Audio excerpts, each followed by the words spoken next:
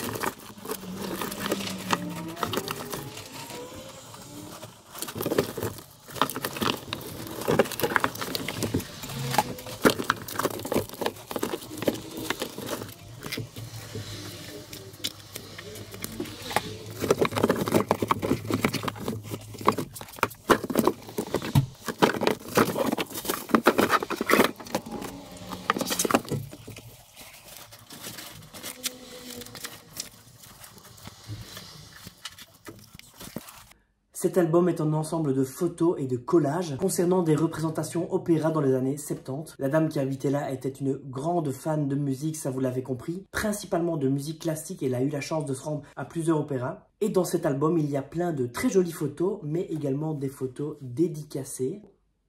On a ici Placido Domingo, quand il est encore jeune. On est ici en 1975. Une autre photo dédicacée avec Evelyn Lear. On est également dans les années 70 et la photo est réalisée par un grand photographe de l'époque. Il s'agit de Piccagliani. Et on est à la Scala de Milan, un grand théâtre italien. Donc très bonne pioche, excellent pour la boutique eBay, des choses vraiment très particulières, très pointues, c'est parfait.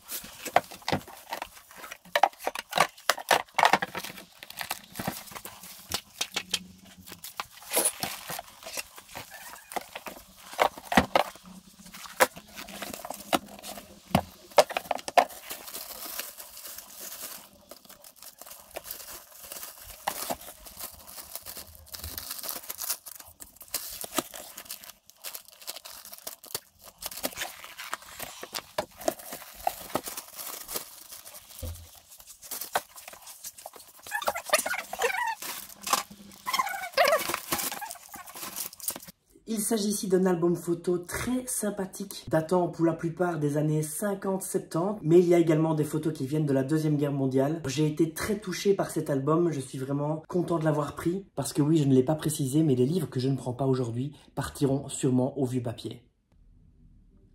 2 soldats belges dans la neige en Allemagne. Une superbe vue de Paris en 1954. Place de la Concorde, on voit la Tour Eiffel à l'arrière. Ensuite, on est ici en 1957, 47 personnes devant un avion de la Sabena.